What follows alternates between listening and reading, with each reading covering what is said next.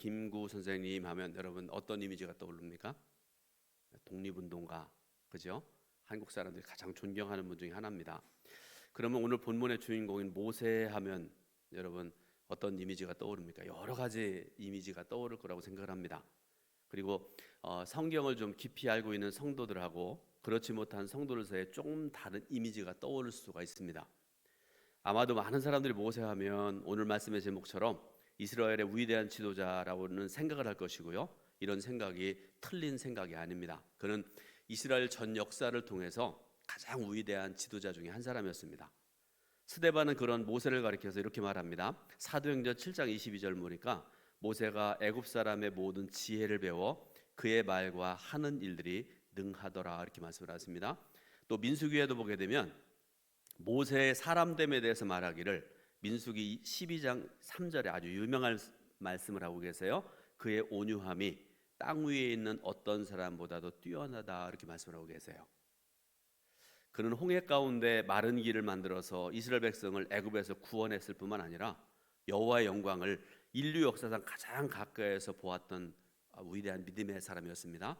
뿐만 아니라 입만 열면 이스라엘 백성들이 불평과 원망의 말을 쏟아냈던 백성들을 이끌고 무려 40년 동안 출애굽 여정을 이끌었던 지도자였습니다. 그리고 그는 영원한 가치를 지니고 있는 율법을 선포했던 사람이기도 하고요. 성막을 건축함으로 이스라엘이라는 한 국가의 기틀을 세웠던 사람이기도 합니다. 그런데 여러분, 저도 알고 여러분도 알고 있는 것처럼 이런 위대한 지도자인 모세가 가나안 땅에 들어가지를 못했습니다. 아이러니 중에 아이러니라고 할 수밖에 없습니다. 어떻게 이럴 수가 있습니까? 눈앞에 보이는 그 느보산, 여러분 그 느보산 꼭대기에서 가나안 땅을 쳐다보면요, 산에서 내려가서 요단강 조그만 강을 건너기만 하면 가나안 땅이거든요. 눈에 빤히 보이는 그런 곳입니다.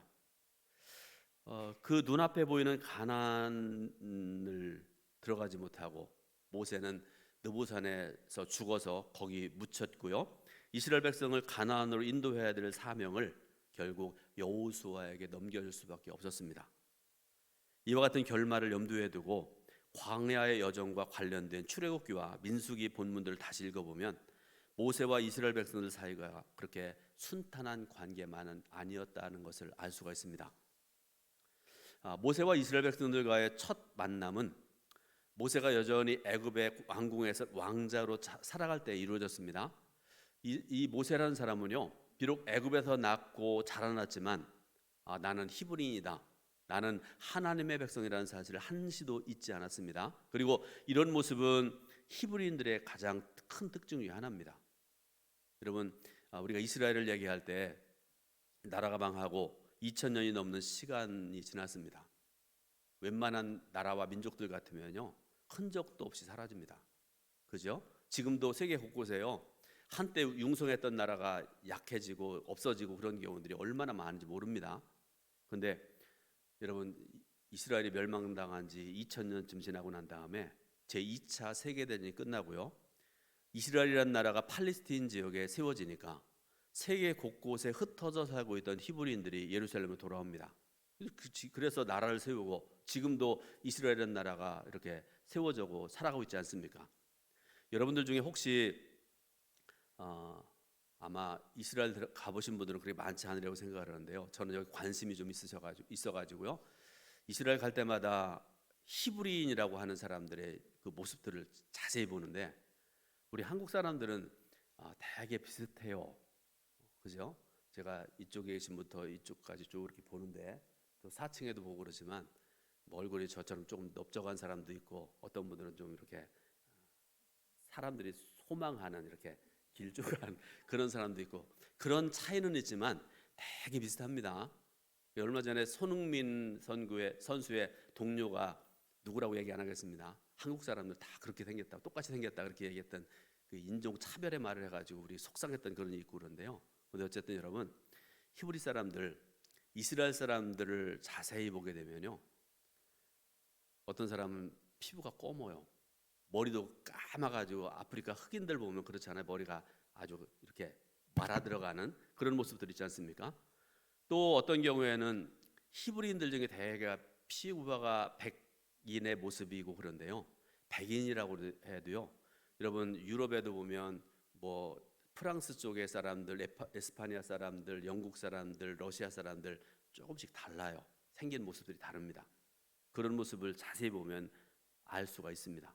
무슨 말씀인고 하면 러시아에 살고 있던 사람, 아프리카에 살고 있던 사람, 아시아에 살고 있던 이스라엘 사람들이 나라가 건국되니까 2000년이 지나고 난 다음에 이스라엘로 돌아왔다는 그런 말씀을 의미하는 말씀입니다. 출애굽기 2장을 보면 모세가 사랑하는 히브리 백성이 애굽 사람으로부터 괴롭힘을 당하는 그런 모습을 보게 됩니다. 유명한 얘기가 나오죠. 그 모습을 봤던 모세, 그냥 지나쳐도 되잖아요. 자기는 왕자인데요. 아랫사람들 다투고 싸우는 일이 흔히 있습니다. 그런데 모세는 사랑하는 히브리인을 구하기 위해서 애굽 사람을 죽입니다. 사람들로부터 이렇게 인정받아야 되잖아요. 그죠? 그런데 무슨 일입니까? 다음 날 히브리 사람들은 모세의 중재를 단호히 거부합니다. 출애굽기 2장 14절에 나온 말씀인데 그들은 모세를 단지 폭력적이고 무자비한 사람으로 생각할 뿐이었습니다. 그 결과로 모세가 어떻게 돼요? 광야로, 미디안 광야로 도망칩니다. 40년 동안 거기서 엄청난 고난을 겪으며 살아가게 될 수밖에 없었다는 말씀이죠. 자, 그로부터 40년 후에 하나님께서 모세에게 사명을 맡기시려고 떨기나무에서 그를 부르셨습니다. 이때 모세는 자신의 사명을 끝까지 거부하는 태도를 보이는데 그 이유가 뭔지 아세요? 저들이 내가 전하는 말씀을 듣지 않을 것 같습니다. 그러면서 끝까지 거부합니다. 그리고 모세의 예상은 맞는 것이었습니다. 출애굽기 4장을 보면요, 하나님께서 이제 모세의 형 아론을 내세워서 그러면 내 형 아론이 있지 않느냐, 그가 말 잘하지 않느냐, 그에게 너를 대신해 말하게 하라, 그렇게 말씀을 하죠. 그래서 아론이 모세를 백성에게 소개하고 여호와의 말씀을 전하니까 그제야 백성들이 하나님께서 모세를 보내셨다는 것을 믿을 수 있었다, 그렇게 말씀하고 계세요. 근데요, 모세에 대한 백성들의 믿음은 뿌리가 깊지 않았습니다. 바로가 백성들에게 더 힘든 노역을 강요하니까 곧바로 이 백성들이 어떤 일을 하는가 하면요, 모세를 원망을 합니다. 백성들은 심지어 하나님께서 모세를 심판해 주시기를 원했습니다. 왜 이런 생각을 가지고 있는가 하면, 하나님, 저희들은 하나님 편에 있는 사람이고요, 이 모세라는 사람은 뭐라고 우리 흔히 말하는 근원을 알 수 없는 그런 사람이고도 그런데요, 이 사람은 하나님 편에 있는 사람이 아닙니다. 그러면 그런 생각을 가졌기 때문에 하나님 앞에 이런 말을 할 수가 있었다, 그런 말씀이죠. 이런 상황에서 모세가 하나님의 말씀으로 이스라엘 백성들에게 권면하지만 백성들은 모세의 말을 들으려고 하지 않습니다. 어떻습니까, 여러분? 아직도 모세에 대한 이스라엘 백성들의 신뢰, 존경심이 많이 부족하다고 생각하지 않습니까? 어찌되었든 하나님께서는 그런 모세를 부르셔서 백성들을 이끌고 애굽에서 나가라, 이렇게 말씀을 하세요. 그래서 뭐 이런 아주 굉장히 뭐라고 그럴까요? 우여곡절의 과정을 겪고 난 다음에 백성들이 애굽에서 나옵니다. 백성이 애굽에서 나오면서 찬송을 부르며 나왔고요. 그러고 난 다음에 홍해를 건너게 됐습니다. 얼마나 감사하고 얼마나 기쁜 일입니까? 그런데 출애굽한 이스라엘 백성들 앞에 현실적인 문제가 등장합니다. 여러분, 그 현실적인 문제가 뭘까요? 물, 그다음에 빵입니다. 빵은 음식을 상징하는 말씀입니다. 자, 여러분도 경험해 보셔서 알지만 다이아몬드나 황금, 요즘 금 한 돈이 얼마가 나요? 혹시 근래 사보신 분 있어요? 한 40만 원 가나요? 팔아먹어야 되겠네요. 다이아몬드는 이보다 훨씬 더 비싸지 않습니까? 그렇게 다이아몬드가 황금이 비싸고 많은 사람들이 가지고 싶어 하지만 없어도 살아가는데 아무런 지장이 없어요. 저도 환갑 이전에는 이거 없었습니다. 아무 문제가 없었어요. 당신은 왜 금반지 하나도 못 끼고 살아가냐, 그런 말 하는 사람 하나도 없었습니다. 여러분, 서울 강남의 아파트들 보세요. 이름도 참 이상하고 저는 외우지 못하는 그런 아파트들 많잖아요. 뭐 우리가 상상할 수 없는 넓은 아파트, 수십억 원, 100억 원이 넘는 그런 아파트도 있다고 그러는데, 살아가는데 우리가 살아가는 작은 평수의 아파트가 전혀 지장이 없습니다. 그러나 물과 빵이 없으면 어떻게 됩니까? 아무리 강한 권력을 가진 사람도요, 세상에서 가장 강력한 힘을 가진 사람도 마시지 못하면, 먹지 못하면 불과 며칠, 심지어는 몇 주일 지나지 않아서 다 죽을 수밖에 없습니다. 자, 출애굽한 이스라엘 백성들의 닥친 상황을 한번 생각을 해보세요.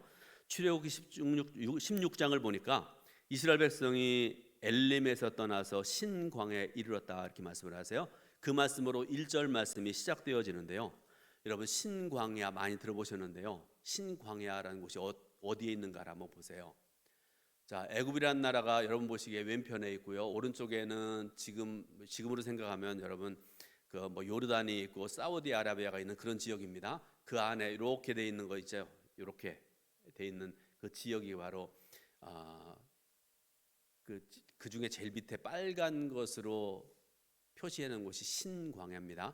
출애굽한 이스라엘 백성들이 홍해를 건너서 아래쪽으로 쭉 내려와서 신광야에 이르렀다 이렇게 말씀하고 계세요. 그런데 신광야가 여러분 살기 좋은 곳인가? 사진을 또 한번 보겠습니다. 자, 여러분, 신광야의 모습입니다. 보세요. 살만하겠어요?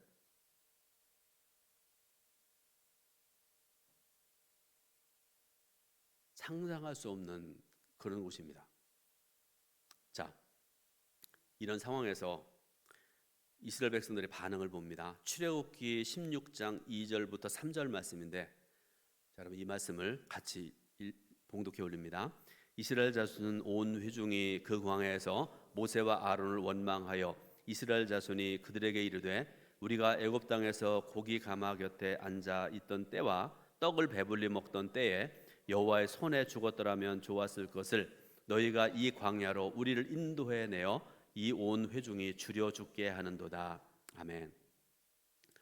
모세와 이스라엘 백성들 사이의 갈등은 16장의 상황뿐 아니라 앞으로도 계속됩니다. 민수기에도 이들은 애굽에서 먹었던 좋은 음식을 생각하고 자신의 처지를 비관하면서 크게 울었다 이렇게 말씀을 하고 계세요. 여러분, 백성들의 믿음 없음, 그럼에도 불구하고 하나님께서는 모세를 통해서 백성들을 먹이시는데요. 그 유명한 만나와 메추라기 사건입니다. 자, 그러면 여러분, 만나와 메추라기를 통해서 이 문제를 해결하고 난 다음에 어떤 일이 또 있게 되는가? 17장 1절 말씀인데요. 여러분 17장 오늘 본문 중에 한 부분입니다. 17장 1절을 읽습니다. 이스라엘 자손의 온 회중이 여호와의 명령대로 신광야에서 떠나 그 도정대로 행하여 르비딤에 장막 섰으나 백성이 마실 물이 없는지라. 아멘. 산 넘어 산이란 말이죠. 살아가면서 큰 문제에 부딪히게 되어서 최선을 다해서 그 문제를 해결했는데 더 큰 문제가 앞을 가로막고 있는 상황입니다. 어떻게 해야 됩니까? 여러분이 이스라엘 백성의 상황이라면 이 상황에서 어떻게 할 거예요? 2절 중에 보니까요. 백성이 모세와 다투어 이르되 이렇게 말씀을 하시고요. 3절에도 그들이 모세에 대하여 원망하여 이르되 이렇게 말씀을 하세요. 그러니까 백성들의 믿음 없음을 볼 수 있고요. 백성과 모세 사이에는 아직도 갈등이 있다는 그런 말씀이죠. 자, 이런 상황에서 모세와 이스라엘 백성들 사이에 계속 갈등하고 서로 신뢰하지 못하고 이렇게 살아가는데 하나님께서 어떻게 하시는가가 중요하죠. 그죠? 범사가 그렇습니다.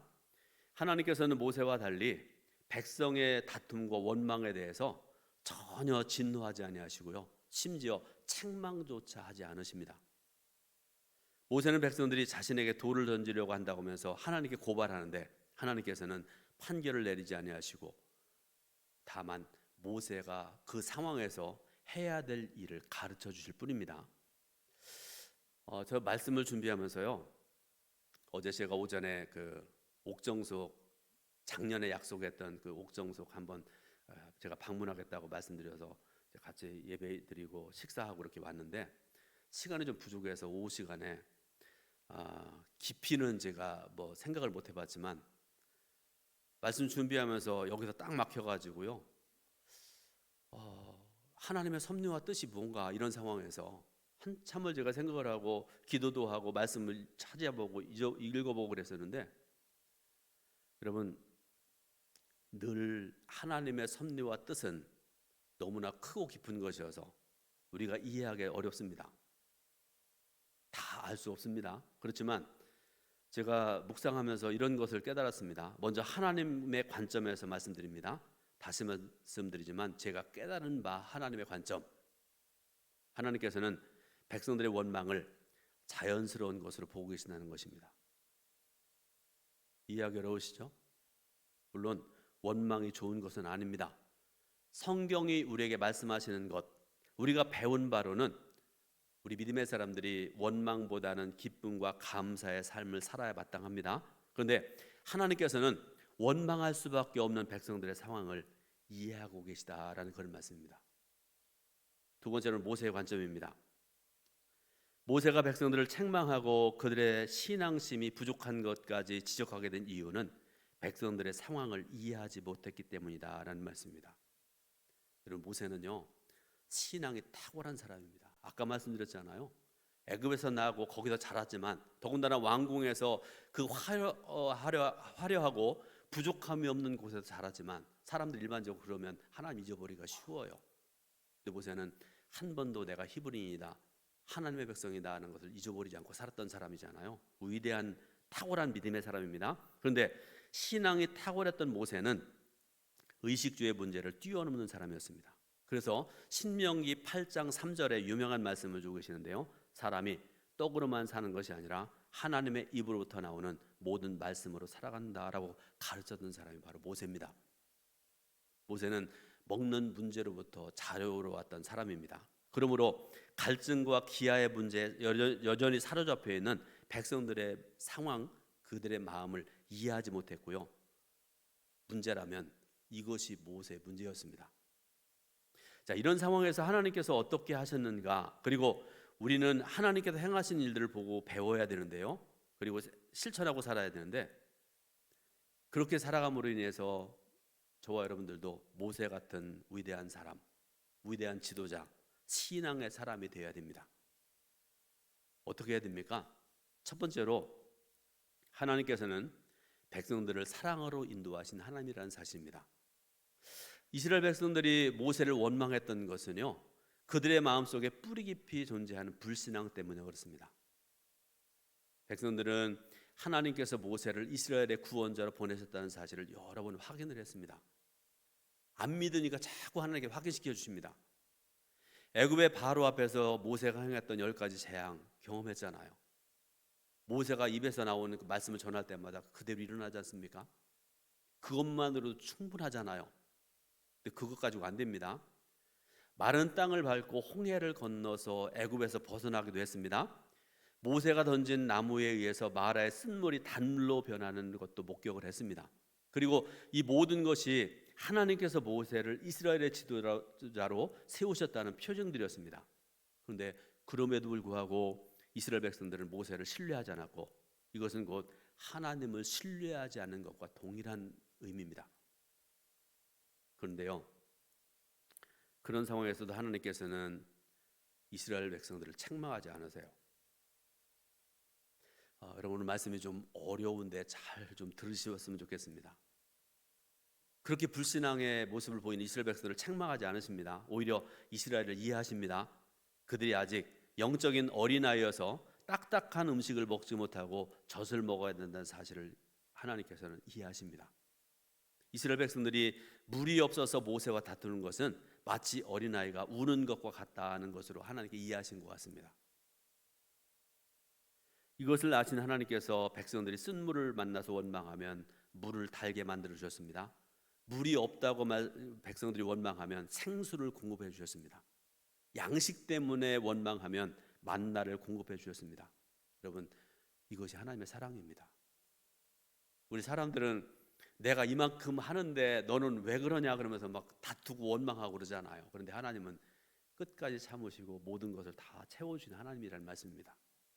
그러면 여러분, 살아가시는데 힘든 여정을 만나게 되면 그때 더욱 하나님을 신뢰하시기 바랍니다. 우리의 연약함과 초보자 같은 신앙심, 세상에 대한 모든 염려를 이해하시고 여전히 우리를 사랑하시는 하나님을 절대적으로 신뢰하는 복된 삶을 살아가시기를 예수님의 이름으로 축원드립니다. 두 번째로, 잃어버린 한 마리의 양을 사랑하는 목자가 되어야 됩니다. 여러분, 저 같은 목사들에게는 목자라는 말이 어울릴 수 있을지 모르겠습니다. 그런데 여러분, 성도는 한 사람 한 사람, 나는 속장도 아니고 장로도 아니고 목사도 아니고, 그런데 여러분 그렇게 생각하지 마시기 바라고요. 여러분들도 얼마든지 목자가 될 수 있어요. 모세의 위대함은 아이러니하게도 그로 하여금 백성들의 연약함을 이해하지 못하게 했고요, 그들의 불평에 귀를 막게 했습니다. 모세는 당시 세계 최고 강대국이었던 애굽의 왕궁의 영화를 경험했던 사람이고요, 미디안 광야의 험난함을 두루 경험했던 사람입니다.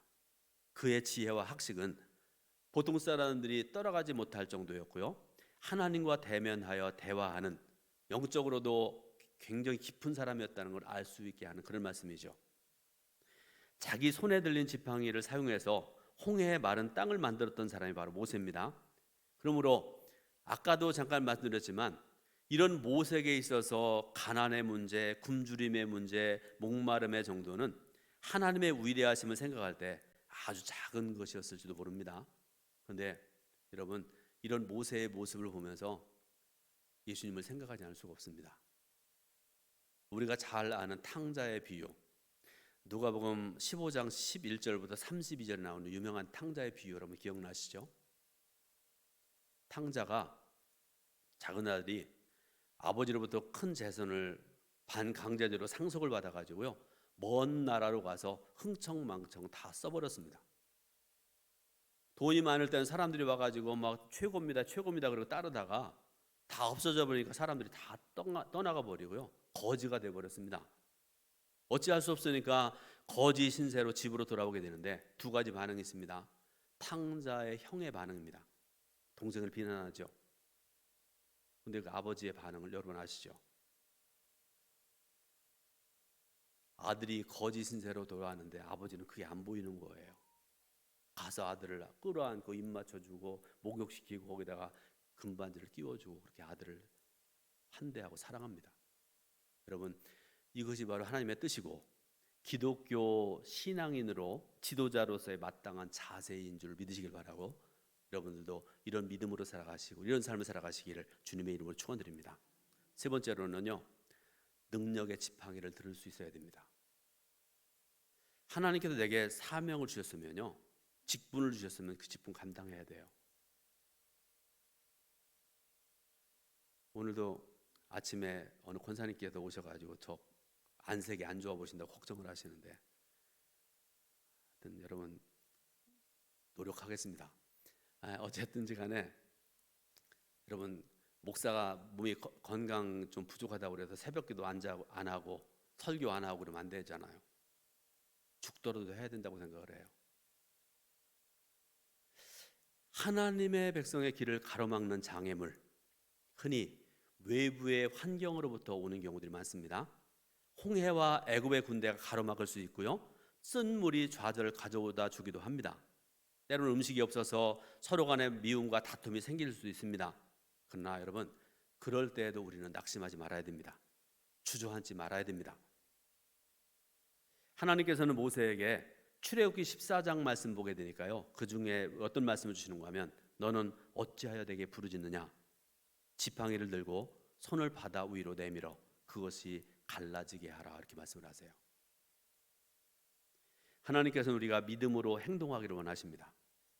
우리가 믿음으로 지팡이를 든다면 그 지팡이를 통해서 하나님의 능력이 기적으로 일어나게 될 것이다 라는 그런 말씀이죠. 사무엘상 17장에 골리앗이 이스라엘을 위협했을 때, 여러분 유명한 사건 아시죠? 사울을 비롯한 이스라엘 군대와 백성들은 두려워하고 가만히 앉아서 걱정만 하고 있어요. 숨어 있습니다. 그런데 다윗은 믿음으로 행동을 합니다. 다윗은 사울에게 뭐라고 얘기하는가 하면, 그로 말미암아 사람이 낙담하지 말 것이라 주의 종이 가서 저 블레셋 사람과 싸우리이다 이렇게 얘기를 합니다. 그리고 만군의 여호와 이름을 의지하고 나갑니다. 다윗에게는 여호와 하나님의 이름이 곧 능력의 지팡이였고 그로 말미암아 승리할 수 있게 되었다는 말씀입니다. 사랑하는 여러분, 지난 금요일 심야기도 시간에 믿음에는 두 종류가 있다고 말씀드렸잖아요. 일반적인 믿음이 있습니다. 예수님은 나의 그리스도입니다 라고 믿는 그 믿음을 통해서 모든 사람이 구원받는다는 일반적인 믿음이 있습니다. 그런데 하나님께서 원하시는 믿음은, 성화된 믿음은 어떤 믿음인가 하면 내 삶 속에서 엄청난 고난이 닥쳐온다 할지라도 믿음으로 이겨내는 믿음, 그리고 주님의 이름, 주님의 영광을 위해서는 내 생명까지도 바치겠다 하는 순교하는 믿음, 이런 믿음이 여러분들에게 있으시길 축원합니다. 이런 믿음을 가지고 여러분 작은 것들은 내려놓으시기 바라고요. 하나님께서 주신 능력의 지팡이를 들고 다윗처럼 그리고 모세처럼 날마다 승리하는 삶을 살아가시기를 예수님의 이름으로 축원드립니다. 기도하겠습니다. 하나님의 크신 은혜와 사랑을